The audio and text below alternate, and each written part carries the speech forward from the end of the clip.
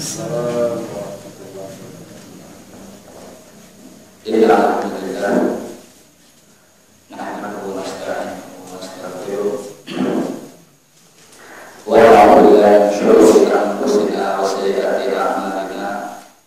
May yahdihillahu fala mudilla lahu wa may yudlil fala hadiya lahu. Asyhadu an la ilaha illallah wahdahu la syarika lahu wa asyhadu anna Muhammadan abduhu wa rasuluhu la nabiyya ba'dahu. Allahumma shalli wa sallim ala sayyidina Muhammad wa ala alihi wa sahbihi ajma'in, amma ba'd. Syukur mudah kita senantiasa memanjatkannya kepada Allah Subhanahu wa taala atas segala limpahan nikmat-Nya, karunia-Nya, dan mudah-mudahan kepada kita semua salawat dan salam semoga dilimpahkan kepada Nabi Muhammad sallallahu alaihi wasallam. Bapak Ibu jemaah kajian subuh pagi bukan ke-1, insyaallah seperti biasa kita akan melanjutkan kajian hadis Sahih Muslim yang insyaallah akan disyarah oleh Al-Imam An-Nawawi. Dan ini merupakan pertemuan terakhir di tahun 2014. Tidak terasa kita sudah 1 tahun untuk tahun miladiah. Kita akan membahas terkait bab ziyadah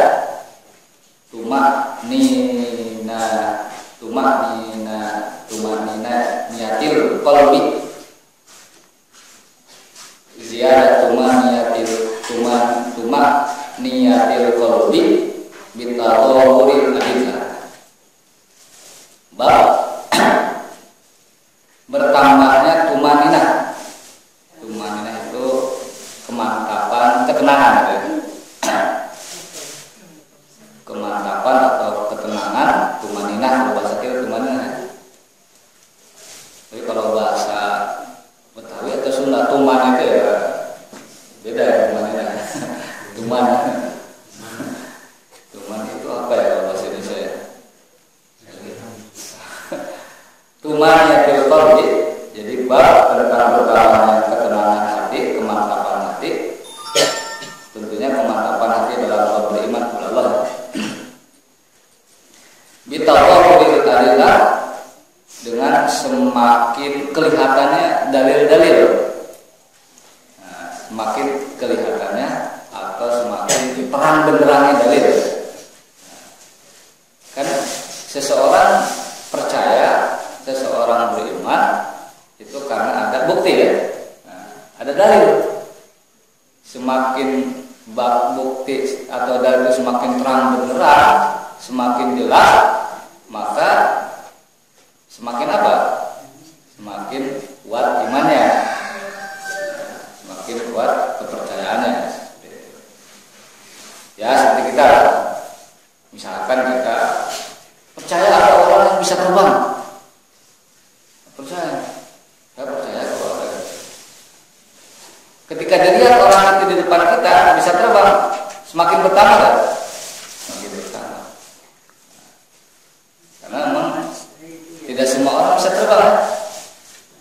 Tidak semua orang bisa terbang. Hanya ada manusia dalam dunia fiksi yang bisa terbang. Superman ya. Berarti nggak bisa terbang terjun. Nah hadisnya adalah ada kalau di Sahih Muslim di bab ini ada 3 hadis ya. Hadis yang pertama adalah An-Abi Hurairah dari Abu Hurairah. Namanya sudah Abu Hurairah, tahu namanya? Itu namanya Abdurrahman bin Sakhr, sudah lama sekali. Itu kan kuliahnya. Anna Rasulullah sallallahu alaihi wasallam qala wa Rasulullah sallallahu alaihi wasallam bersabda, "Nahnu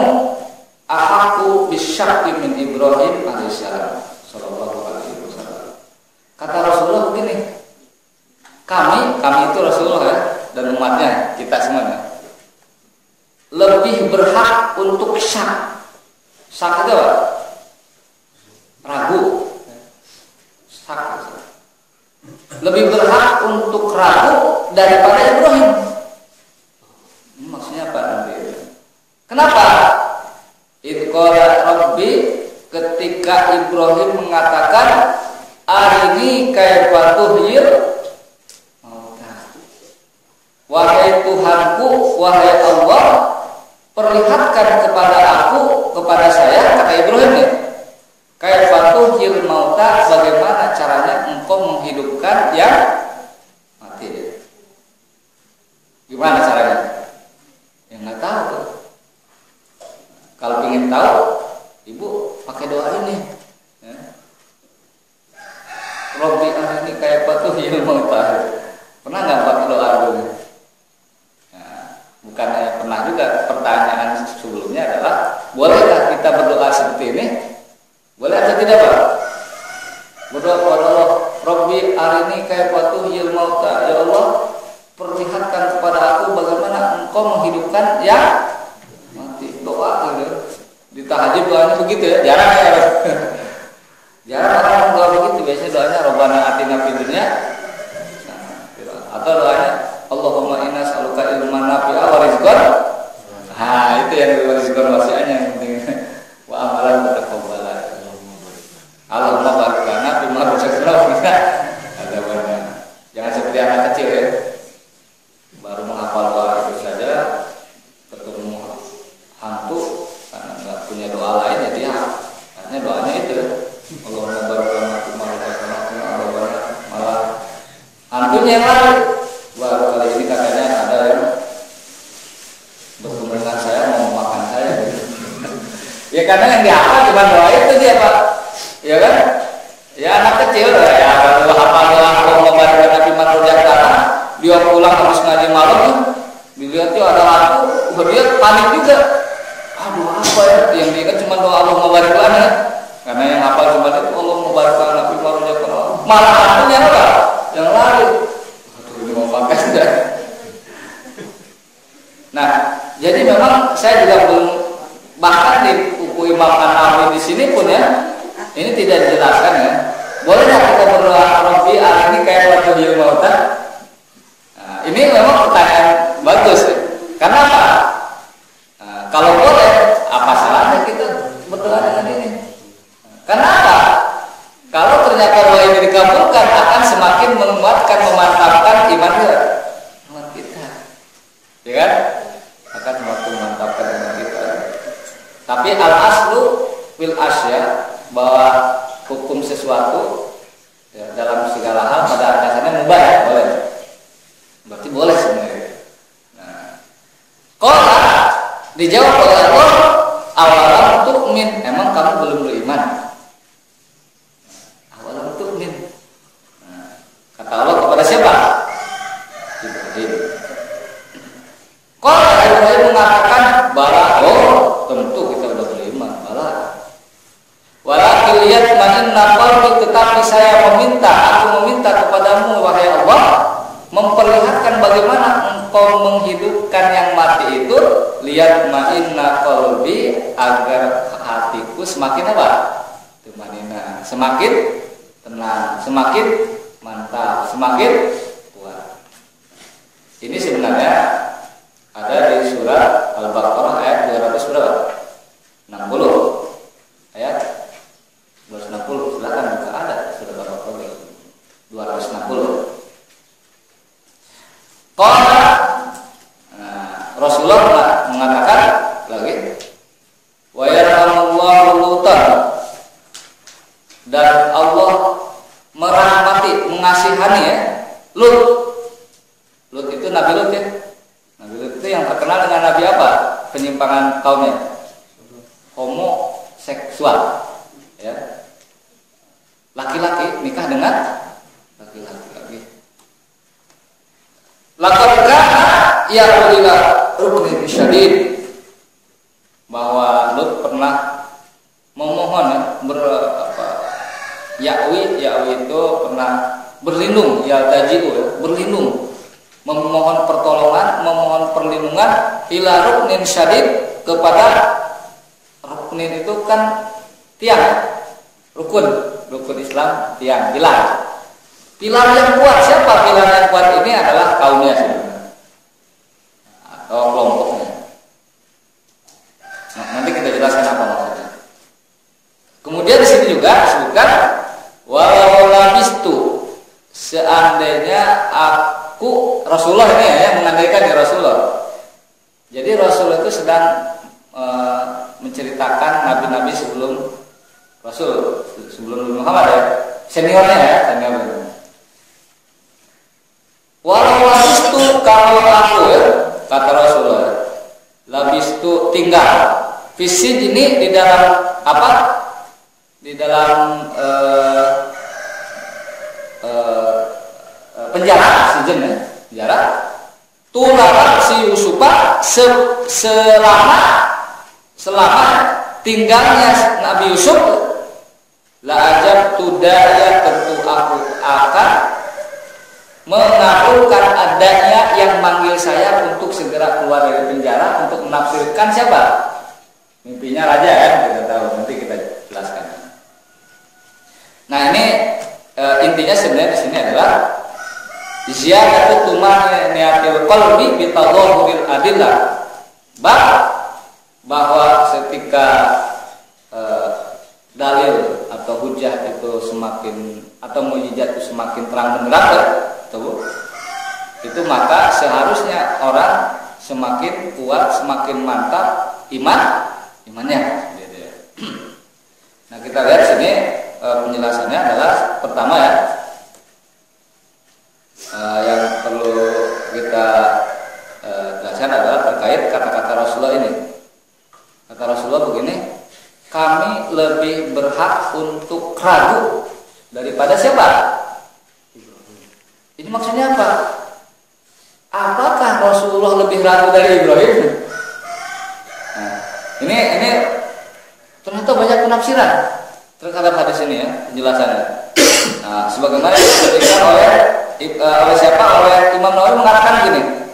Ikhtilafal ulama bermakna, para ulama berbeda pendapat apa makna Rasulullah, apa makna sabda Rasulullah. Kami lebih berhak untuk ragu daripada Ibrahim ketika Ibrahim berdoa, Robbi arini kaifa tuhyil mauta. Apa maksudnya?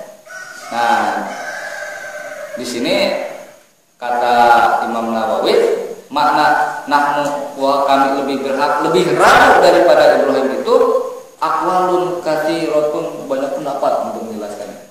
Tetapi alhamdulillah sudah dipilihkan oleh Imam Nawawi pendapat yang paling baik, yang paling sahih sebenarnya dikatakan oleh Al-Imam Abu Ibrahim Al-Muzni ya, yaitu kalangan ulama dari mazhab Syafi'i. Dia mengatakan ini, maknanya itu katanya an-nasya mustahil fi haqqi Ibrahim. Nah, ini harus catatan ya.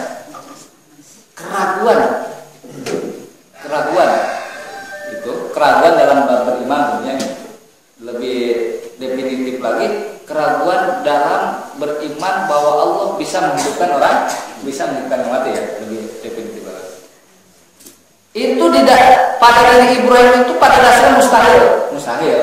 Masa Nabi ragu ya? Coba kan kalau nabinya aja ragu ya, apalagi siapa? Umatnya. Ketika ditanya, saya juga sebenarnya ragu nih, Allah itu ada atau tidak, saya juga kalau begitu. Mustahil katanya. An-nasyar mustahilun fi haqqi Ibrahim. Bahwa Ibrahim itu mustahil dia ragu. Karena fa inna syafiq ihyal mauta law kana mutatarriban ila al-anbiya lakunnu ana ahaqqu bihi min Ibrahim. Seandainya keraguan itu ya, khususnya dalam keraguan Allah bisa menghidupkan yang mati itu betul-betul ya, ada pada diri para nabi, tentu kata Rasulullah saya lebih berhak untuk lebih ragu lagi daripada mereka. Nah, jadi kata Rasulullah, kalau Nabi Ibrahim ragu atau nabi-nabi yang lain ragu bahwa Allah bisa menghidupkan yang mati, dan saya juga harus lebih apa? Lebih ragu lagi. Nah, ini maksudnya Pak, tawadu Rasulullah sebenarnya. Ketawaduan atau etika bagaimana Rasulullah menghormati para apa? Senior. Walaupun Rasulullah tahu Rasulullah adalah khairul anbiya wal mursalin, asroful anbiya wal mursalin, tapi Rasulullah tetap tawadhu. Rasulullah tetap beretika, beradab terhadap para nabi yang sebelumnya. Bahkan ketika dalam nanti ada dalam Isra dan Mi'raj kan Rasulullah sholat ya di Masjidil Aqsa ya, disuruh jadi imam kan,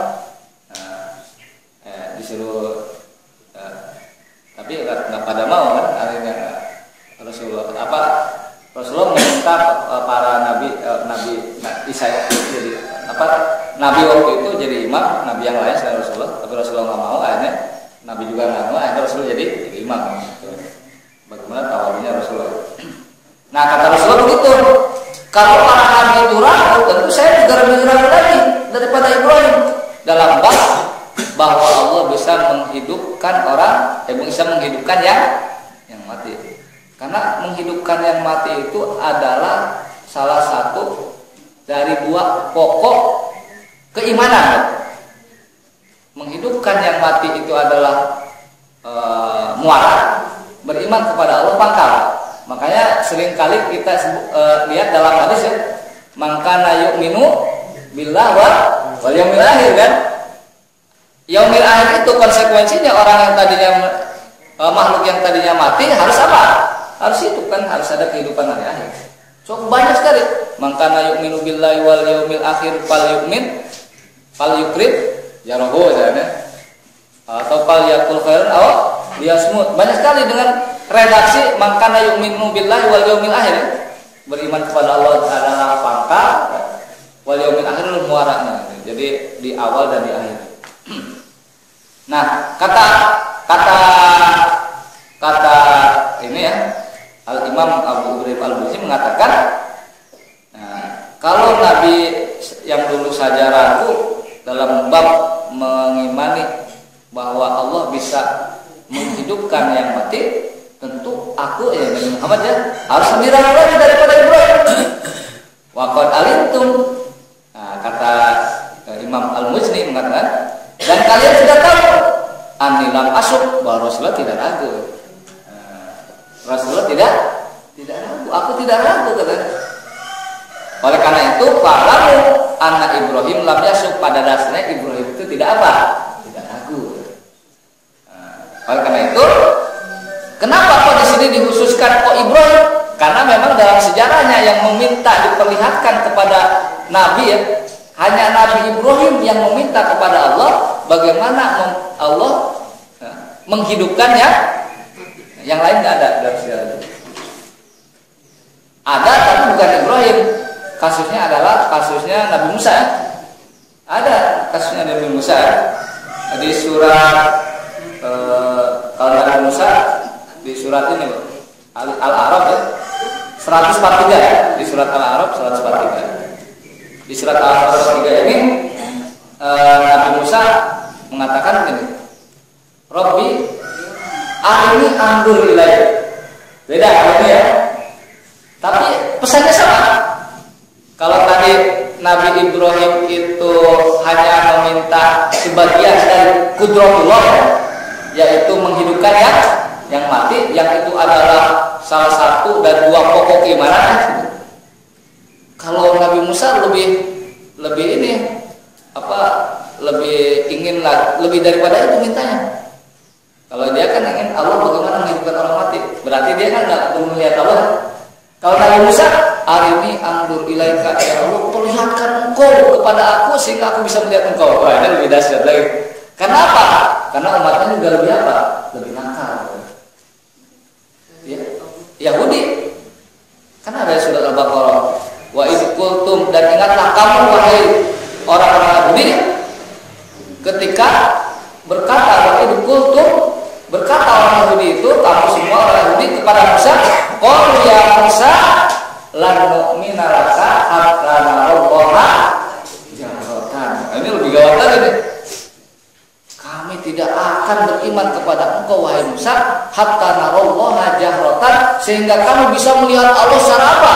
Terang benderang. Wah, ini lebih apa? Lebih dahsyat lagi mintanya. Dijawab semalam. Jawabannya apa? Fa akhadatum musaiqatu wa antum tanzurun. Maka ketika orang-orang yang mengatakan, Musa, kami tidak akan beriman kepada engkau, sehingga kami bisa melihat Allah secara jahro, secara terang menerang. Maka ketika itu petir mampir, takut. Wa antum tanzurun, enggak jadi. Nah, pengalaman ini sudah lebih dulu juga dirasakan oleh siapa? Musa sama. Ketika Musa mengatakan, kenapa makanya doa Nabi Musa ini bukan lebih dulu ya? Artinya kemudian yang menyebabkan Nabi Musa meminta kepada Allah ya untuk melihatnya, karena memang pernah diminta sama umat-umatnya. Makanya di surah Al-A'raf tadi dikatakan, Robbi arini andur ilaik, wahai Allah, perlihatkan kepada aku andur ilaik sehingga bisa aku melihat. Kata-kata bahwa aku itu melihat dengan kita ya, bukan melihat dengan mata hati, bukan melihat dengan pikiran kita, bukan, tapi dengan kepala kita ya. Andur ilaik. Dijawab semalam, dijawab. Apa kata Allah? Walakin lantaroni, tapi Musa, mustahil kamu bisa melihat aku, kata Allah.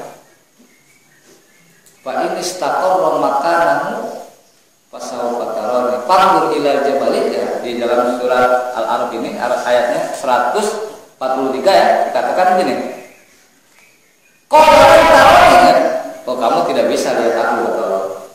Walakin dur ila jabal, tapi kalau ingin lihat aku, memang kalau ingin terpaksa ya, lihat aja gunung, kan dia di gunung ya.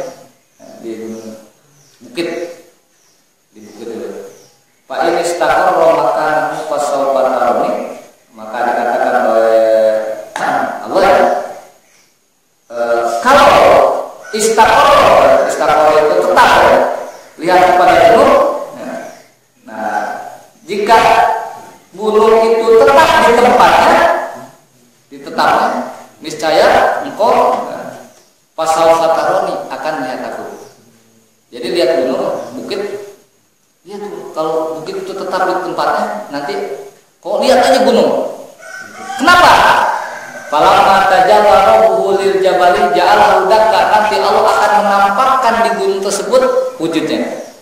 Tapi apa yang terjadi setelah Allah tajalla muncul di gunung tersebut, ja'alahu dakka, gunungnya malah luluh, meletus kalau bahasa kita ya luluh. Apa yang terjadi? Wa kharra Musa, boro-boro mau lihat Allah.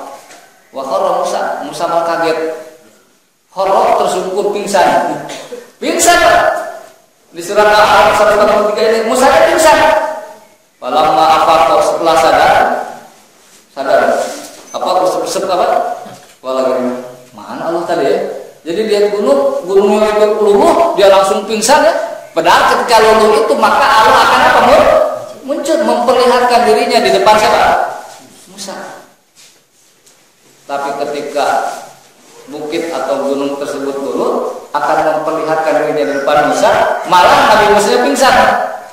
Kalau tersungkur, soeko. Malah maafakoh, setelah sadar, qala, baru dia mengatakan subhanaka, maha suci Allah. Tubtu ilaika, Allah minta lagi dah. Tubtu ilaika, itu tobat kita minta lagi ya. Langsung dia mengatakan wa ana awwalul mu'minin, saya percaya bahwa Allah itu ada. Bisa lihat kan dia? Bisa. Nabi Musa tidak bisa lihat Allah bukan karena Allah tidak mau memperlihatkan dirinya, tapi Musa tidak kuat. Betul, Nabi Musa adalah bisa langsung berbicara dengan Allah. Wala maja'a Musa limiqatina la wa kallamahu rabbuh, kan dijanjikan janjian ada dengan Allah. Ketika janjian itu tiba, wa kallamahu rabbuh, Allah Rabbnya, Tuhannya, Musa berbicara dengan siapa? Nah, ini juga di surat Al-A'raf ini ya, terkait permintaan agar diperlihatkan Allah ya, kepada diri Nabi Musa. Ini juga babnya adalah untuk menambah keimanannya. Ya, kalau kita mau mengikuti polanya Nabi Musa, silakan aja. Nggak ada salahnya juga. Bapak pergi ke Gunung Bunder ya, Robbi arini amru ilaik, keren juga. bersalah. Ya Allah, perlihatkan kepada aku. Alhamdulillah sehingga saya bisa melihat Engkau ya Allah. Ya siapa tahu nanti ada video-video yang mengatakan coba lihat ke musalah ya. Ya kita juga nggak tahu karena nggak ada larangan. Jadi walaupun memang berat juga Nabi aja pingsan, dikhawatirkan kita doa itu ternyata Allah benar-benar muncul, kita bukan pingsan malah apa? Meninggal malah gitu. Benar-benar bertemu Allah itu. Nah kita kembali ke sini ya. Nah di sini jadi penjelasan bahwa kata Rasulullah kami lebih berhak untuk ragu dari Ibrahim, artinya kata Al-Imam Al-Muzni mengatakan bahwa Ibrahim itu tidak ragu, mustahil dia ragu ya seperti itu. Dan kamu juga tahu kata Rasulullah saya juga tidak ragu, tidak ragu.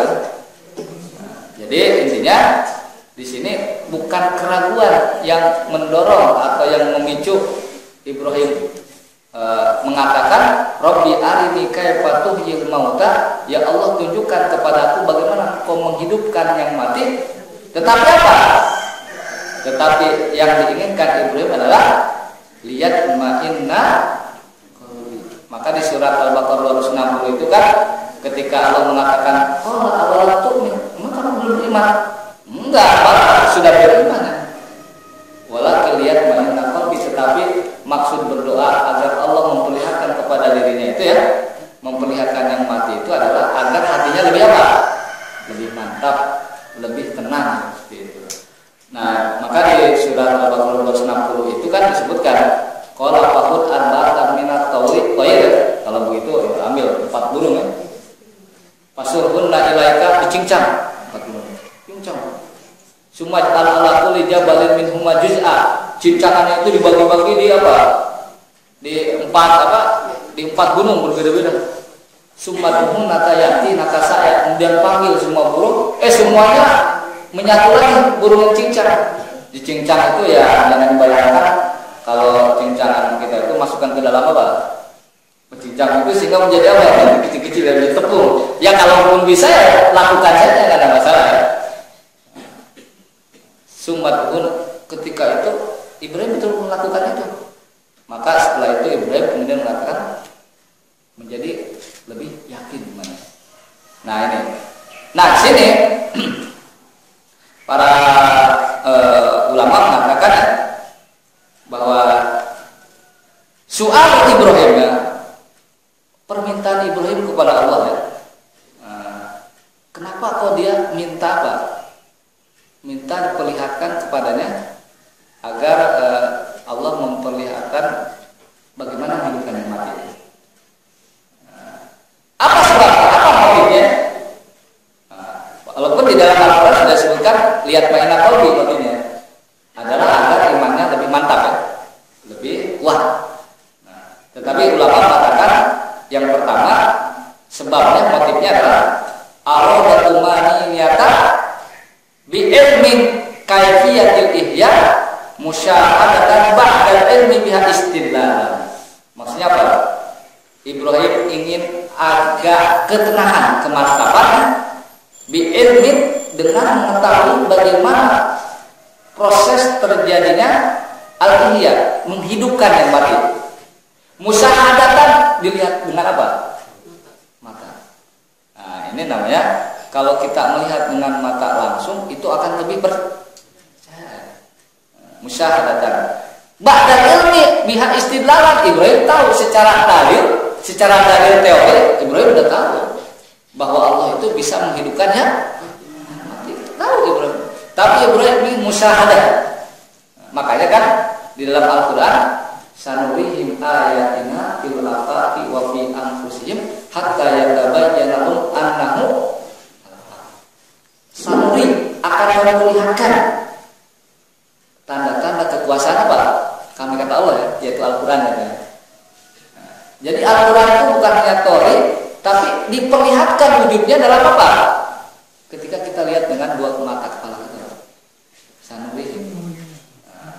Jadi ya makanya di sini katakan Fa inna ilmal istidlali qad tatarraka ila syukuk fil jumlah, karena pada dasarnya secara prinsip kita mengetahui walaupun sangat yakin secara teori logika, secara istidlal dari kita yakin, tapi punya potensi di situ ada unsur keraguan. Maka unsur keraguan tersebut kemudian dihilangkan, potensi keraguan sekecil apapun pasti akan hilang kalau kita sudah menyatakan langsung, betul? Pasti begitu. Kemudian oleh karena itu bikhilaf ilmu muayyanah. Nah, ini penafsiran pertama seperti itu ya. Cuman penafsiran pertama ini ya memang hanya khusus pada Ibrahim ya, terjadinya. Nah, kalau kita bolehkah menempuh cara yang sama seperti Ibrahim ya? Meminta kepada Allah untuk memperlihatkan kekuasaan kudratnya, di antaranya menghidupkan orang mati. Saya sudah sebutkan tadi, bila sesuatu itu tidak ada larangan dan perintah, maka pada dasarnya apa? Jadi boleh saja mungkin kita meminta kepada Allah, Rabbi arini kaifa tuhyil, ya Allah perlihatkan kepada aku bagaimana menghidupkannya mati. Ya siapa tahu betul-betul perlihatkan ya? Siapa tahu? Padahal pada keseharian kita juga kita sering memperhatikan sesuatu yang tidak ada yang mati ya, tiba-tiba hidup. Seperti apa? Menanam benih ya, benih kan? Nah, itu kan sesuatu yang mati menjadi apa? Hidup, yang hidup. Kalau di zamannya Bani Israil ya, itu diperlihatkan pada kaum ya. Seperti dengan buntut sapi itu deh. Ada yang meninggal, nggak tahu siapa yang ini. Akhirnya suruh cari sapi kan. Nah, itu kemujizatan gitu. Karena memang fungsi mujizat ini kata para ulama itu ada 3 ya. Pertama iqamatul hujjah. Alal qaum, maksudnya agar orang yang membantah dia itu lemah. Gitu. Lemah. Contohnya begini. Mujizat terbesar Nabi Muhammad apa? Al-Quran. Biar orang itu tidak lagi protes atau menentang kenabian kenubuhan Nabi Muhammad, maka diberikan Al-Quran. Di dalam Al-Quran itu banyak informasi ya, baik dari sisi bahasa, baik dari kontennya, sehingga orang-orang kafir itu menjadi apa? Nggak berdaya. Nggak, ketika dari hal yang paling sederhana ya, Nabi Muhammad bukan penyair, bukan sastrawan, bahkan tidak baca dan tidak tulis, tidak akrab, tiba-tiba bawa Al-Quran dengan gaya bahasa yang ahli bahasa atau penyair sastrawan di zamannya saja terkagum-kagum ya. Jadi saya sering mencontohkannya, ada anak SD belum bisa baca, belum bisa tulis, tiba-tiba buat puisi sehingga Taufik Ismail terkagum-kagum ya kan? Baca, dia buat puisi, nggak bisa baca, nggak bisa tulis, dan puisinya itu sampai-sampai orang yang yang ahli, yang top, katakanlah Taufik Ismail atau Western almarhum, melihat puisi tersebut atau mendengar puisi tersebut malah apa? Kagum. Nah itu kan nggak berdaya ya. Nah berarti orang ini luar biasa. Iqamatul hujjah. Yang kedua fungsi mujizat kata para ulama adalah at-ta'yid ala Nabi, sebagai penguat kepada Nabi bahwa dia itu betul-betul Nabi. Ya, betul-betul Nabi. Ya, kalau dulu kan Nabi Ibrahim yakin bahwa Nabi ya, dia sudah dibakar di dalam api yang yang besar. Masih apa? Masih hidup kan? Kalau Nabi Musa ya, tongkat bisa jadi apa? Ular besar. Bisa membelah apa? Lautan. Kan itu juga menguatkan kenabian dia. Yang lebih hebat lagi Nabi apa? Nabi Isa. Nabi Isa dia apa? Orang buta bisa lihat. Bisa melihat ya. Yang lebih hebat lagi, orang mati bisa hidup. Kenapa di sini Nabi Isa tidak berdoa ya? Karena dia punya mujizat itu. Kalau itu lebih yakin lagi, masa Nabi Isa mengatakan Robbi arini kaifa tuhyil mauta, dia juga bisa mujizat begitu ya. Nah, Bahkan dalam sebuah riwayat dikatakan Nabi Isa bersama muridnya kelaparan. Ada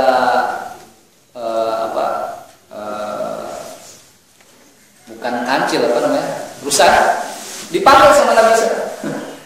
Sini. Terus disembelih, dimasak, setelah tulang-tulang dihidupkan lagi gitu. Jadi setelah kenyang dagingnya dimakan, rusanya itu tinggal tulang-tulangnya aja, dihidupkan lagi sama siapa? Nabi Isa. Kalau begitu awet ya. Awet ya itu. Bisa ngirit ya. Tapi kan babnya bukan masalah ngirit, ini babnya adalah apa? Mujizat. Kemudian fungsi yang ketiga yang kita sedang jelaskan mujizat itu, ziyadatul iman fil mukmin, menambah keimanan itu. Semakin mujizat itu terang menerang, semakin bertambah dari itu ya, semakin kuat maka keimanan kita semakin mantap. Ya kalau kita berdoa kepada Allah, kaifa rabbi arini kaifa tuhyil mauta, kita sudah iman, sudah mantap. Kita yakin ya, bahwa Allah itu menghidupkannya yang mati, udah nggak ada masalah. Tapi ketika kita berdoa dan dikabulkan, Allah menunjukkan kepada kita yang sifatnya personal, mungkin saja kalau secara personal terjadi. Tapi kalau secara massal susah ya. Itu tergantung iroda wal masyiah ya, tergantung keinginan dan kehendak Allah. Ya kalau Allah berkehendak dan berkeinginan menunjukkan kudratnya, kuasanya kepada kita atau salah satu dari kita ya, Allah memperlihatkan bagaimana menghidupkan yang mati, itu tidak ada halangan bagi Allah. Asal jangan setelah itu kita ngaku jadi apa? Nabi ya, itu segala tidak kalau gitu ya. Habis dari Gunung Bunder sama Gunung Salak langsung ngaku jadi ya kayak itu Ahmad Musaddiq dulu ya. Dia kan katanya mendapatkan mujizatnya di Gunung Bunder. Iya. Mujizat pakai bahasa Indonesia ya. Iya, mujizatnya itu katanya bacalah situasi dan kondisimu. Kalau nggak salah begitu ya. Sekarang dia udah nggak ada lagi. Udah nggak ada kenabiannya ya, kelaimannya. Nah kemudian jadi tiga fungsi ujian itu ya, untuk melumpuhkan orang yang menolak klaim kenabian. Yang kedua adalah untuk menguatkan kenabian. Yang ketiga adalah untuk menambah keimanan seorang mukmin.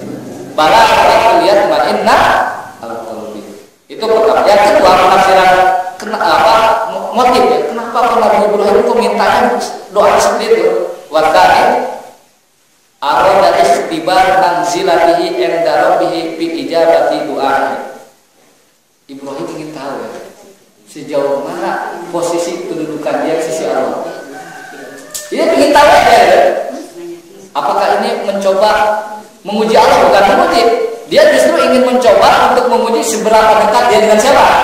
Dengan Allah. Karena Allah akan menguji seseorang, akan mengabulkan doa seseorang tergantung kedekatan dia dengan siapa? Artinya apa? Kalau kedekatan kita belum selevel dengan Ibrahim, jangan harap kita bisa apa? Dikabulkan permintaan kita agar Allah memperlihatkan bagaimana menghidupkan orang atau menghidupkan yang mati. Jangan harap. Kalau kita ingin seperti Ibrahim, maka tingkatkan kualitas keimanan kita selevel siapa? Ibrahim pasti bagaimana nggak beriman ya? Levelnya udah lain. Levelnya itu sudah pernah dibakar ya. Wah itu udah. Kalau kita ingin selevel Ibrahim ya mirip-mirip Ibrahim lah. Ya. Dibakar lagi. Bisa nggak ya? Ibrahim juga sebenarnya ya sebelum dia neko-neko kalau dalam tanda kutip ya. Minta ini ujiannya sudah berat sebenarnya, sudah berat sekali. Kaumnya semua menyembah berhala, dia sendirian apa? Dia sendirian menentang. Akhirnya dia kan hukumannya akhirnya dia apa? Dibakar dulu. Tapi dia yakin kan? Enggak lah, yakin aja lah. Itu belum melihat Allah loh, belum meminta permintaan ini dia. Tapi dia udah yakin. Ya karena ya Ibrahim setelah itu ingin coba kepada Allah. Saya ini seberapa dekatnya sama Allah. Makanya ada sebuah teori ya, sebanyak doa yang dikabulkan oleh Allah itu menunjukkan seberapa dekat kita dengan Allah. Nah itu kan teorinya seperti itu kesimpulannya. Jadi kalau kita ingin menguji diri kita, kita seberapa dekat dengan Allah, maka lihat seberapa banyak doa kita yang dikabulkan oleh. Nah itu, kalau merasa selama ini kok doa kita banyak yang dikabulkan oleh Allah, kok mungkin kita itu sudah cukup apa? Cukup dekat. Kalau kita sebaliknya, perasaan dari dulu Allahumma inna nas'aluka ilman nafi' wa rizqan wasi', kok rezekinya masih sempit aja. Berarti masih jauh. Walaupun ya tolak ukur ya. Seseorang itu kaya atau miskin itu tidak bisa dijadikan tolak ukur bahwa orang itu dekat dengan Allah, tidak juga. Ini penting juga ya.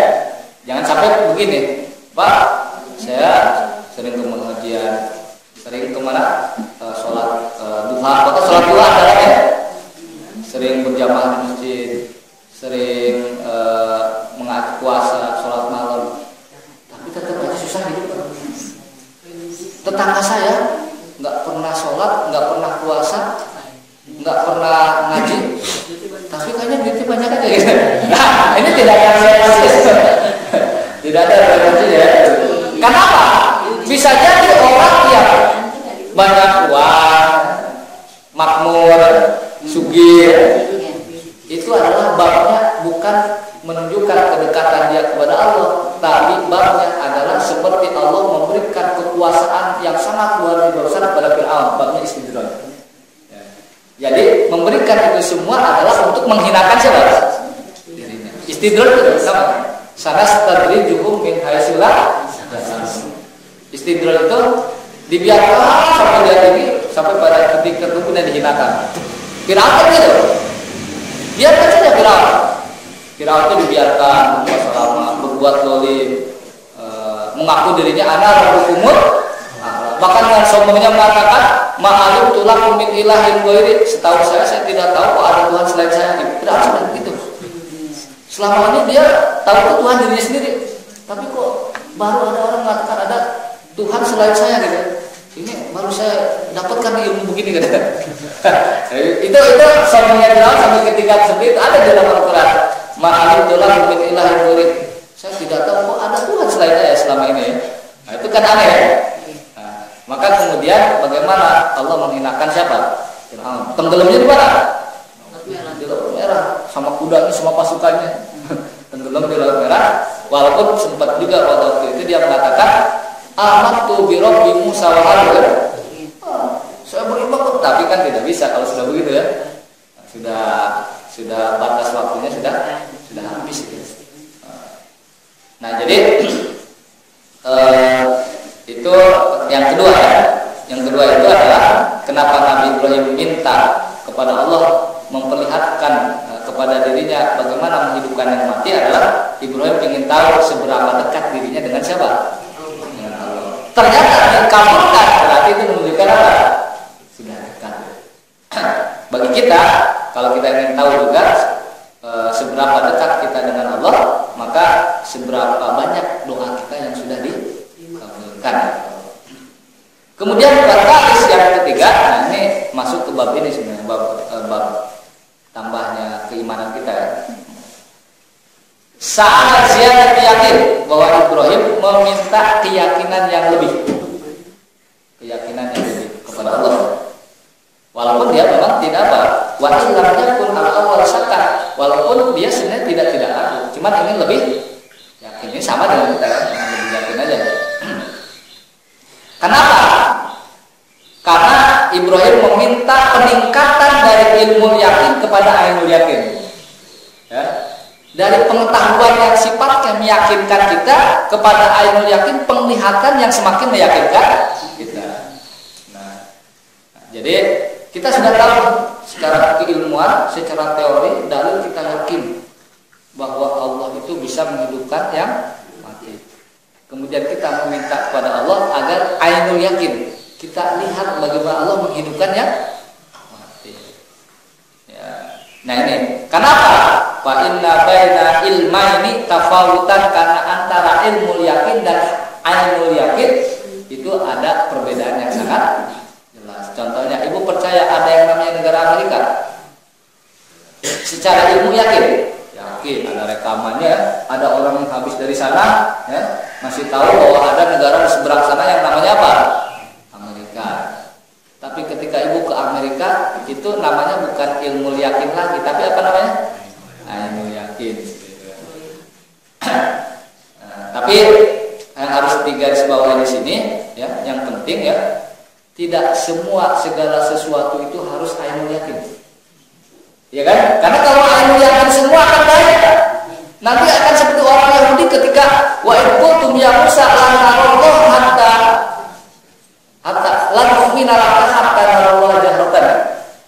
Jadi Musa Nabi orang-orang Yahudi berkata kepada Musa, ya Musa, kami tidak akan beriman kepada engkau sehingga kami melihat Allah secara terang-terangan. Ya kan? Tidak semua keberimanan, kepercayaan tersebut kepada Allah itu harus sifatnya apa? Yakin. Karena dengan ilmu yakin pun sudah sangat yakin. Ya, sudah sangat yakin, tidak semua. Nah, karena kalau kita mengandalkan, kita percaya kepada sesuatu harus ainul yakin, rusak tatanan kehidupan kita ini. Rusak. Rusak. Contohnya begini. Secara ilmu, yakin tak bahwa yang namanya aliran listrik itu ada? Secara ilmu, yakin kan? Nah, pertanyaannya, ainul yakin, kita sudah pernah lihat nggak yang namanya listrik itu bentuknya seperti apa, alirannya ya? Setrumnya seperti apa? Nah, mungkin ibu kalau ke Indomaret atau ke beli setrum token listrik ya, yang keluar itu setrumnya dibawa kayak air gitu, atau cuma print ya? Kok ibu yakin itu ada setrumnya? Yakin nggak? Ilmu yakin kan? Wah, gagal beli setrum. Mau beli setrum? Nggak, setrumnya Pak. Ini pakai apa? Hanya satu kertas printnya. Ada situ nomor apa? Tokennya berapa digit? 20 ya, karena sering beli listrik ya. Ditanya sama istrinya, Pak, mana setrumnya? Ini maka ada di kertas. Nah itu dia itu seperti orang yang ingin melihat apa? Mana setrumnya nggak ada? Kita nggak tahu setrum itu kayak apa. Yang kita tahu adalah tanda setrum oleh PLN seperti kilat ini. Memang PLN pernah lihat setrum itu kayak kilat begitu. Itu kita kan ilmu yakin ya, ilmu yakin. Atau perasaan yakin di setrum ini tawar itu baru setrum baru yakin. Itu perasaan yakin ya, sentuhan yakin ya. Tapi ainul yakinnya enggak. Makanya ya, tidak segala sesuatu itu percaya harus dengan ainul. Kita cukup yakin dengan ilmu yakin bahwa listrik itu ada buktinya apa? Udah lihat ada buktinya, ada setrumnya. Terus kalau kita beli setrum itu cukup pencet ininya, nambah kayak ini kan, pulsanya. Nah, itu sudah ilmu yakin. Nah, jadi tidak semua. Jadi teori yang mengatakan bahwa beriman itu harus melihat itu adalah teori yang salah. Walaupun tidak salah kalau kita ingin meningkat dari ilmu yakin ke ainul yakin, nggak salah juga, nggak ada masalah, silakan. Nah, cuma masalahnya apakah Allah akan mengabulkan atau tidak, itu tergantung seberapa dekat kita dengan siapa? Dengan Allah. Nah, makanya kalau orang katakan ahli ibadah atau memang dia sangat dekat dengan Allah ya, katakanlah wali, aulia, wali yang memang sangat luar biasa lah, tingkat ketakwaannya kepada Allah, ada mungkin hal-hal personal yang dia rasakan kehadiran siapa? Allah. Tapi itu tidak bisa digeneralisir, tidak bisa. Jadi mungkin saja terjadi kepada hal secara pribadi misalnya, saya pernah melihat cahaya, bisa aja silakan, tapi tidak bisa secara general. Itu sifatnya personal, pengalaman religius yang sifatnya personal bisa terjadi Pak, nggak ada masalah. Nah, tapi jangan jadikan alasan itu mujizat, karena mujizat itu hanya diberikan kepada siapa? Dan itu tidak bisa serta merta langsung dihadirkan kembali oleh dirinya, nggak bisa. Misalkan dia adalah orang yang sangat dekat dengan Allah, katakan wali ya, dia merasakan kehadiran Allah dengan melihat cahaya, ya, walaupun cahaya itu bukan wujud Allah sebenarnya, misalkan ya. Maka kemudian dia bercerita kepada orang, saya pernah melihat seperti itu, kemudian coba hadirkan sekarang juga, nggak bisa ya. Nah itu bedanya dengan sihir ya. Nah makanya memang antara sihir dengan dengan mujizat itu ada sisi persamaannya. Sisi persamaannya itu adalah di luar kemampuan manusia ya. Sisi perbedaannya, sihir sewaktu-waktu bisa langsung dimunculkan. Ya. Tapi kalau mujizat bisa, nggak bisa.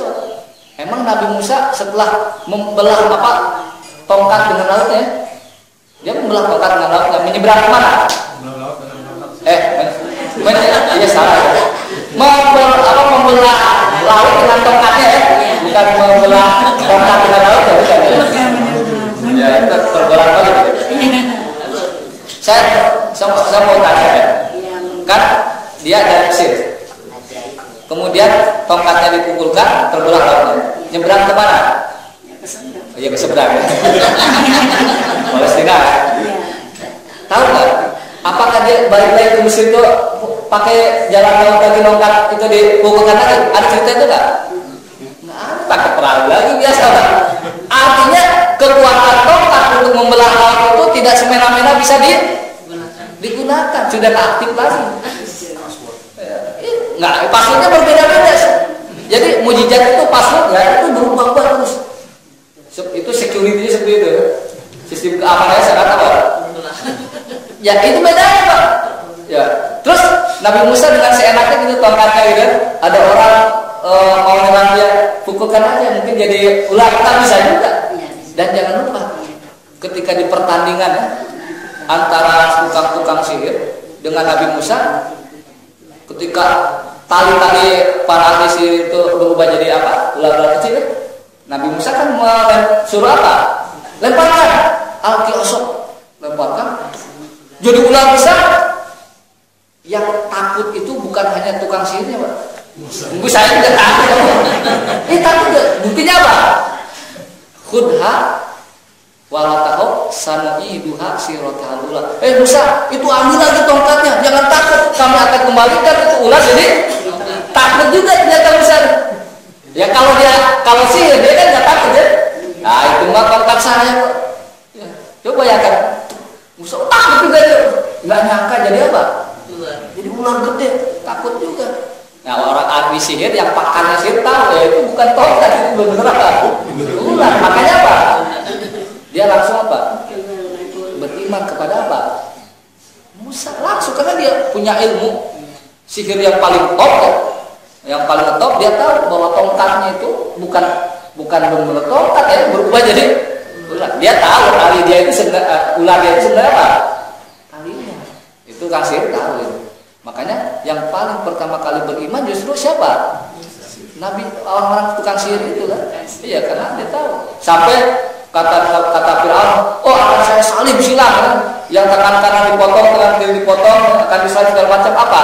Fakti ma'anta qad. Ini putuskan aja, silakan Fir'aun apapun. Pokoknya yang tadi saya lihat itu benar mujizat ya.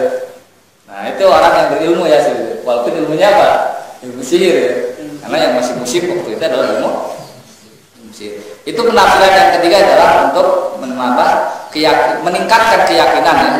Dari ilmu yakin kepada ainul yakin. Baru kemudian kalau para ulama menambahkan ujungnya apa? Hakul yakin.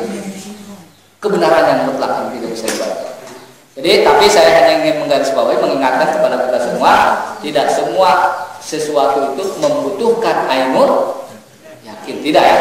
Tidak semua. Karena kalau sekali lagi kalau membutuhkan ainul yakin itu tatanan kehidupan kita akan rusak. Akan rusak. Saya sudah contohkan tadi seterusnya. Sudah kita contohkan juga kalau sekarang sebagian besar masyarakat Indonesia pegawai atau PNS itu gajinya cash atau transfer. Transfer. Gajian. Nah dilihat dulu, dilihatnya kemana? Ke ATM. Memang yakin angka-angka gitu duit kita? Nggak yakin, tapi bisa yakin setelah dimasukkan ATM-nya baru keluar tuh, itu baru ainul yakin. Kelihatan di mana seperti itu. Nah itu, jadi sekali lagi tidak semua itu membutuhkan ainul yakin. Itu hanya kasus-kasus tertentu. Jadi jangan sampai, pokoknya kalau nggak ainul yakin saya nggak percaya. Susah kalau begitu. Dia nggak bisa hidup sekarang di sini. Dia nggak bisa hidup. Ya. Oksigen aja itu bukan ainul yakin, itu apa? Ilmu yakin kok. Emang kita pernah lihat oksigen? Tapi merasakan? Nah, teori ya? Wah, tapi ketika kita masuk ke ruangan yang tanpa oksigen, kita pengap-pengap ya, itu baru apa? Ilmu yakinnya benar-benar, dia yakin ada oksigen, udah keluar saya. Kalau nggak keluar, dia akhirnya menjadi apa? Mati kan sebenarnya. Kemudian yang keempat, ya maksudnya yang keempat dari tadi ya, kenapa Ibrahim minta itu ya? Nah, yang ketiga kan salah ziyadata yakin, meminta akan lebih yakin, meningkatkan keyakinan dari ilmu yakin menjadi ainul yakin. Yang keempat adalah anna ulama ihtaj ala musyrikin ya, bi anna Allah subhanahu wa ta'ala yuhyi wa yumit talabata rikam subhanahu wa ta'ala yudhir dari ayanan. Nah, ketika Ibrahim itu melemahkan hujah atau penentangan orang-orang musyrik pada waktu itu kaumnya bahwa Allah itu yuhyi wa yumit ya. Dia ingin tahu, ingin lebih yakin karena dia akan menjelaskan ke kaumnya bahwa Allah itu yuhyi wa yumit. Nah, nanti kan emang ditanya Ibrahim ya, emang Ibrahim pernah lihat Allah menghidupkan yang mati? Oh pernah. Nah itu kan lebih karena dia punya tugas itu. Punya tugas itu. Jadi cukup satu atau dua orang yang melihat langsung kepada Allah atau melihat langsung bagaimana kekuasaan Allah ditunjukkan kepada kita, kemudian disampaikan kepada kita, itu cukup juga. Itu kan metode yang namanya Nabi dan Rasul, utusan. Coba kalau semua orang ingin jadi Nabi dan Rasul, repot nanti. Ya, cukup satu yang namanya Nabi dan Rasul tersebut. Ya contoh begini. Ingin mendapatkan sesuatu informasi yang lengkap dari seseorang yang punya jabatan tinggi, apakah ramai-ramai satu komplek ke sana? Nah, cukup RT RW-nya saja atau utusan saja.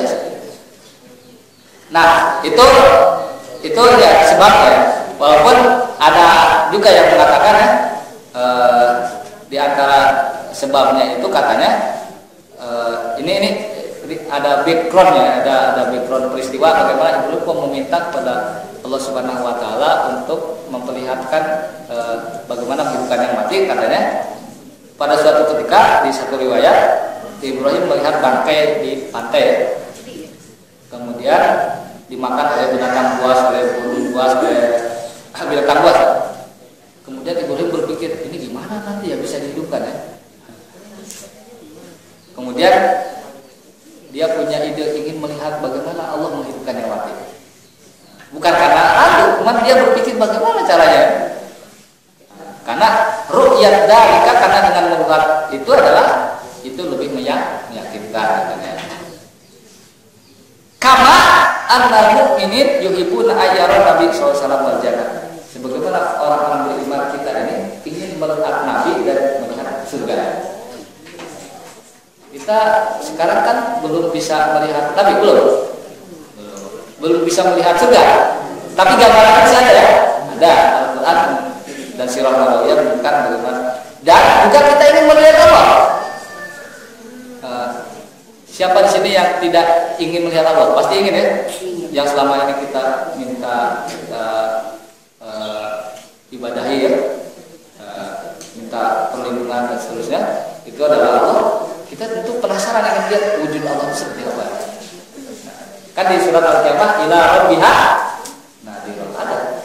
Nanti perdebatan apakah secara teoritis itu bisa terjadi memang. Nah, itu urusannya lain ya. Itu filosofis juga. Yang penting secara bil jumlah, secara prinsip bahwa orang beriman itu nanti bisa melihat.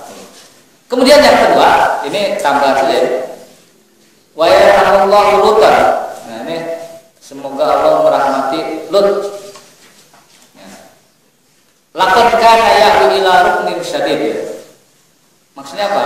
Kita ingat kan Lut itu kaumnya homo. Ya, homo. Ada tamu, ternyata tamu itu siapa? Enggak tahu bahwa tamu itu malaikat. Makanya dia sangat apa? Sangat menginginkan ada kaumnya yang melindungi tamu-tamu laki-laki yang ganteng-gantengnya agar tidak jadi sasaran objek kaum, tapi dia nggak punya. Ya, ternyata itu malaikat aman sebenarnya, cuman Lut nggak tahu. Nah, maka Allah merahmati atau mengasihani Lut seperti itu. Jadi artinya merahmati, memaklumi. Kenapa kalau tidak meminta kepada Allah? Kalau saja itu kaumnya sebenarnya. Jadi dia meminta, kalau ada kaum kita yang tidak mau melindungi tamu-tamu saya. Kenapa? Ya karena panik waktu itu ya. Panik sehingga dia memikirkan siapa ya di antara kaum kita yang bisa apa?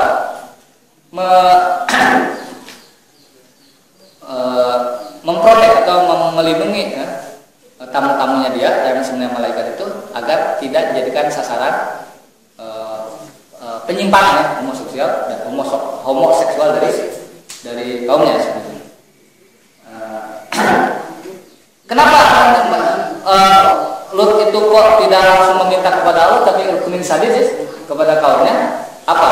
Idharul udri inda adyabi. Dia ingin menunjukkan bahwa menunjukkan apologi itu apa? Ya, minta maaf kepada tamunya gitu ya. Mohon maaf ya saya tidak bisa melindungi Anda kalau ternyata nanti keluar dari ruangan saya itu digeranyangi gitu sama laki-laki. Dan dia tidak meminta kepada Allah karena lebih panik kan? Kan harusnya seorang nabi itu kan ya Allah lindungi. Dia malah kalau ada ini orang yang bisa lindungi antum semua ya, kamu semua. Tapi dia akhirnya ya begitu ya. Hanya menunjukkan apa? Menunjukkan dia panik dan dia menunjukkan minta maaf kepada tamunya. Karena di sini katakan walam yaqudzalika isradan minhu sallallahu alaihi wasallam anil i'timad ala Allah. Nah, kenapa? Dia tidak menunjukkan, bukan berarti dia berpaling dari Allah, ya? Berpaling dari Allah ya, untuk meminta perlindungan, tetapi apa? Dia itu ingin apa? Tatyib liqulubil adyab. Dia ingin menenangkan tamunya. Menenangkan tamu itu kalau ada ya, kaumnya yang bisa melindungi tamu itu dari perbuatan menyimpang kaum.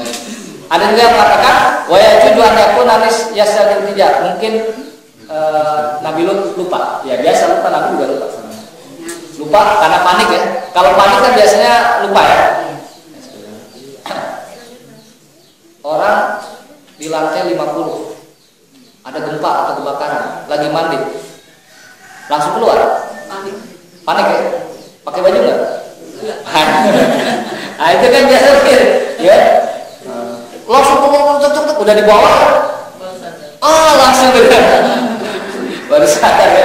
Ternyata dia terang. Nah biasa kalau orang panik itu biasa. Memang apa?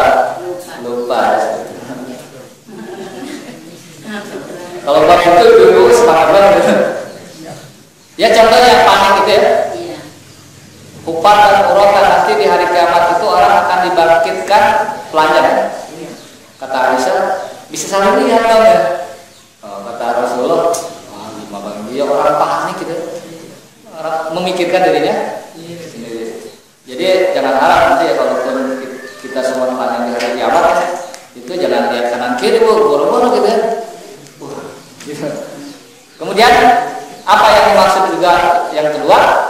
Walau labis tu fisidni tularab si Yusuf al ajab tudaya. Kalau seandainya aku tinggal di penjara, kata Rasul ya, selama Yusuf tinggal di penjara, tentu akan aku penuhi ajakan orang untuk keluar dari penjara. Kan cerita begini, kita tahu Nabi Yusuf kan kemudian dia pernah digoda oleh seorang pejabat Imro'atul Aziz, pejabat tinggi. Kemudian menolak, dibuatlah kemudian skenario agar seolah-olah dia yang menggoda istri pejabat, sebenarnya masuk penjara. Dia mengatakan la bisinu ahabu ilayya mimma yadunani. Itu terkenal. Jadi sebenarnya itu bagus menjadi tagline-nya orang-orang yang menegakkan kebenaran. Penjara lebih aku sukai daripada yang mereka ajak-ajak kepada aku. Nah, masuk penjara. Di penjara kan ketemu dua orang ya. Yang bermimpi, dia pertama mimpinya itu ada burung ya, di kepalanya, kemudian matuk-matuk ini ya, kemudian mimpi aksiru khamra, memeras apa? Anggur ya. Apa tahunya? Kalau yang dipatuk-patuk itu nanti akan dihukum mati ya, kemudian dia disalib, kemudian dia, yang satu lagi nanti dia akan keluar menjadi pelayan raja lagi ya. Pesan kepada yang akan selamat, yaitu yang menjadi pelayan raja untuk memeras anggur, nanti ceritakan bahwa saya didolimi. Nabi Yusuf didolimi ya, didolimi. Nah, ternyata lupa nih pelayannya, kalau sudah keluar lupa. Sudah minta tahwil ke Nabi Yusuf kan, lupa dia. Ya biasa kalau orang gitu kan, kalau sudah senang lupa ya. Ternyata rajanya mimpi. Saya melihat 7 sapi kurus dimakan sapi.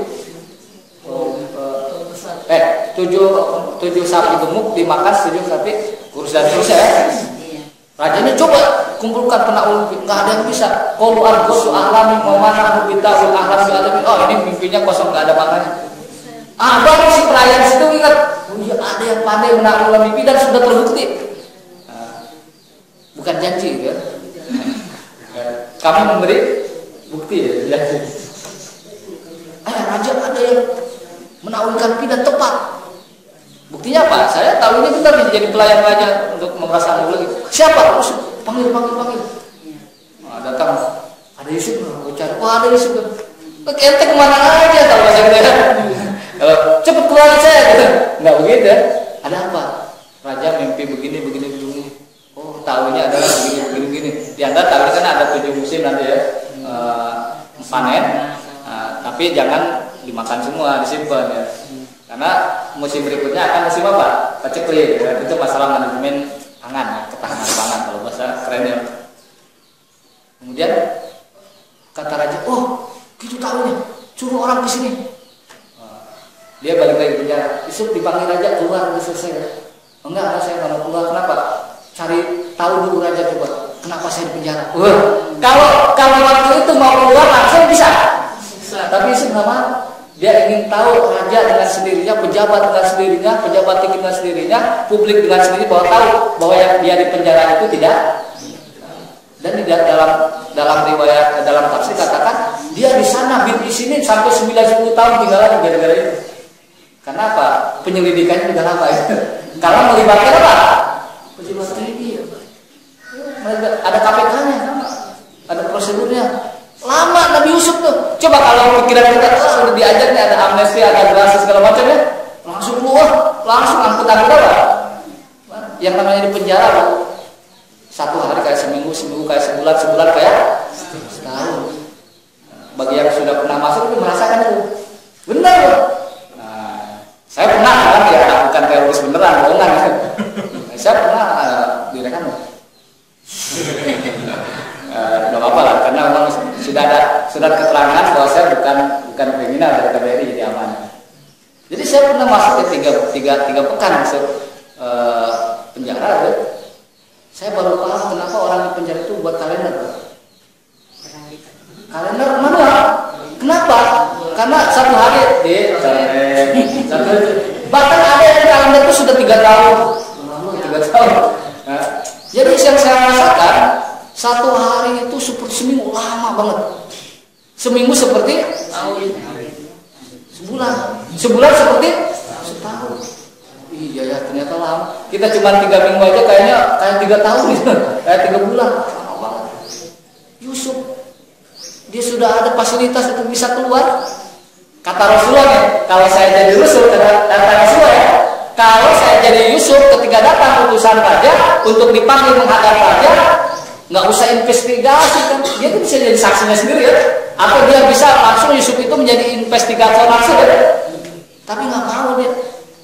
Yusuf ingin secara sadar biar raja ya menyelidiki kasus ini sehingga kebenaran itu tahu bahwa sebenarnya dia di penjara bukan menggoda siapa. Justru istri-istri pejabat itu yang menggoda siapa? Yusuf kan kita tahu kan. Disediainlah apa? Istri-istri pejabat enggak. Disediakan buah-buahan, tempat duduk yang nyaman, pisau yang tajam ya. Keluar Yusuf, keluar. Palang marot ayanamu ketika melihat Yusuf semua nih, ibu-ibu semua, tante-tante pejabat-pejabat ini istrinya akbar lah, waduh subhanallah. Sambil apa makan buah itu, maka kemudian teriris apanya? Jarinya sampai berdarah. Subhanallah, ada bahasa ini bukan manusia, in hada illa malaikat, ini malaikat gitu. Coba bayangkan, saya tidak bisa membayangkan seberapa gantengnya siapa? Yusuf. Ada nggak orang seganteng-gantengnya orang nggak sampai lah dia ngupas apa? Ngupas buah-buahan sampai berdarah-darah gitu. Iya. Nggak mungkin. Itu artinya menunjukkan betapa siapa Yusuf itu secara fisik luar biasa sekali. Sangat ganteng, sangat ini ya, cakep lah. Nah, kenapa kalau Rasulullah begitu ya? Kalau Rasul langsung keluar, ini menunjukkan Rasul tawadhu aja. Tawadhu, betapa nabi-nabi sebelum dia itu mendapatkan ujian dan cobaan itu sangat berat, walaupun Rasulullah sendiri juga berat. Bahkan mungkin lebih berat dari siapa? Dari para nabi dan Rasul sebelumnya. Karena kalau kita perhatikan, mukjizat Nabi Muhammad itu adalah mukjizat yang kalau dibandingkan dengan umat nabi-nabi sebelumnya secara selintas itu tidak seheboh Nabi Musa. Tidak. Memang Nabi Muhammad bisa menghidupkan yang mati. Ya, dia mendengar bahwa ketika syuhada perang Badar itu ya, dia mendengar, tahu bahwa dia orang-orang mati itu mendengar kata-kata dia, iya tahu, tapi itu tidak bisa menghidupkan. Emang mukjizat Nabi Muhammad Nabi Muhammad punya tongkat? Punya. Bisa membelah laut nggak? Nggak bisa. Bisa diulang? Nggak bisa juga. Ya. Tapi mukjizat yang terbesar adalah mukjizat siapa? Nabi Muhammad, Al-Quran. Karena Al-Quran sampai sekarang berlaku mukjizatnya.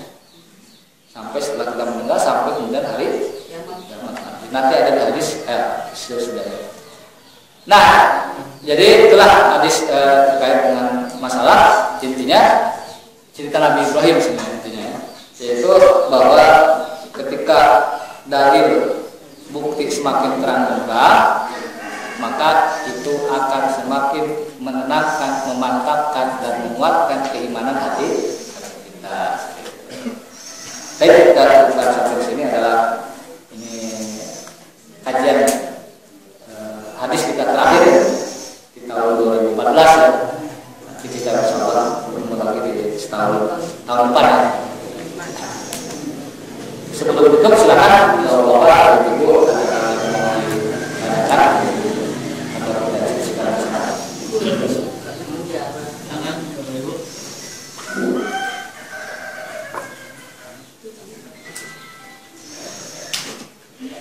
Udah ditelepon ya. Assalamualaikum warahmatullahi wabarakatuh. Waalaikumsalam. Ada tayangan yang saya lihat di TV. Tayangan itu bapak-bapak sama bapak yang menelur, telur. Bapak menelur ya? Iya.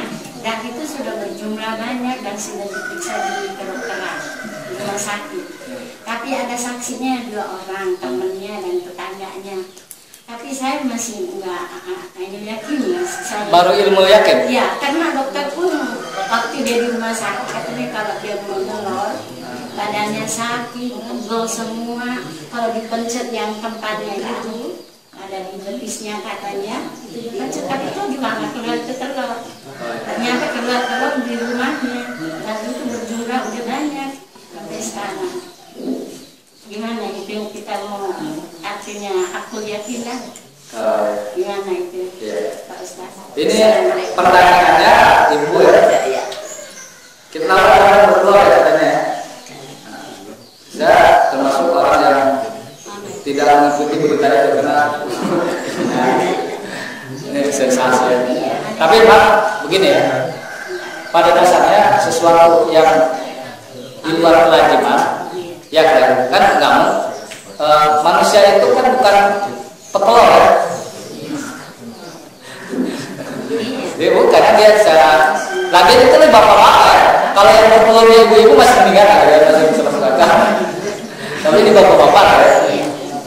Sesuatu yang di luar kewajiban itu memang bisa aja terjadi kalau Allah menghendaki ya. Bisa aja terjadi. Tapi itu bukan mukjizat. Itu bukan mukjizat. Tapi itu adalah salah satu tanda kekuasaan Allah, boleh jadi, nggak ada masalah. Itu boleh ya? Ya boleh aja. Wah, ternyata itu tanda kekuasaan Allah bahwa orang bisa bertelur ya bisa aja kalau orang menang ya, nggak ada masalah. Cuman yang harus diyakinkan baik secara ilmu yakin itu bisa ilmu yakin juga bisa ya. Bisa. misalkan live siaran langsung manusia bertelur, itu kan ain yakin. Betul tahu. Siaran langsung itu nilai jualnya tinggi, iklannya banyak ya pasti. Orang pemburu hantu aja dulu ada iklannya, hantu diburu. Nah, tinggal secara ilmiah, secara ilmu istidlal, secara ilmu yakin, apakah itu penyakit atau memang telur, terus isinya apa, dijelaskan aja. Jangan sampai itu nantinya babnya adalah penipuan ya. Orang bertelur, ramai kan? Disediakanlah kotak apa? Sumbangan. Biasa orang saya begitu. Sumbangan ini segala macam. Jadi telurnya pengobatan, jadi punya kekuatan magic tertentu ya. Kalau bawa telur itu merasa kita ini apa bisa beruntung ya. Nah itu jelas syirik ya. Jadi menurut saya itu bisa ada bahwa sesuatu yang di luar kebiasaan Allah bisa tunjukkan pada laki-laki yang bertelur. Maaf ya, saya lihat kan bintang tamunya juga hitam putih jadi kudu saya tanya kata kalau di Jepang bukan dokter yang saya begini Solo karena mungkin seseorang yang berbuat kayak aneh mau mencari perhatian apa barangkali boleh jadi ya makanya tadi harus ada tim aja periksa bahwa benar nggak dia bertelur. Kalau memang bertelur apakah bertelurnya itu seperti yang kita bayangkan itu adalah janin dari manusia ya. Kalau memang betul ternyata di telur itu ada janinnya, ada bayi lagi hidup gitu. Saya nggak tahu telurnya segede gimana Pak? Telur ayam. Telur ayam kan? Telur ayam. Iya. Ya artinya kalau memang situ ada benihnya segala macam itu kan tanda kekuasaan Allah ya. Ya tanda kekuasaan Allah. Tapi kalau itu ternyata cari sensasi aja itu penipuan buatnya. Nah, tinggal artinya mungkin Allah melakukan sesuatu di luar kelumrahan kewajiban mungkin. Ada contohnya ada gerhana matahari. Nanti di hari kiamat malah lebih hebat lagi gitu. Matahari terbit dari arah sebelah barat. Iya betul ya. Barat bukan terbenam. Jadi bisa aja di luar kebiasaan manusia atau di luar kebiasaan alam kejadian sehari-hari di luar kebiasaan itu bisa saja terjadi dan Allah kalau menghendaki itu mungkin ada maksudnya ya menunjukkan kekuasaan kudrat bisa nggak ada masalah. Cuman yang begitu-begitu biasanya kebanyakan adalah babnya cari sensasi atau penipuan harus diteliti. Walau lagi selain telur ada lagi. Baik, kita cukupkan sampai sini mudah-mudahan ada manfaatnya. Kurang lebihnya mohon maaf.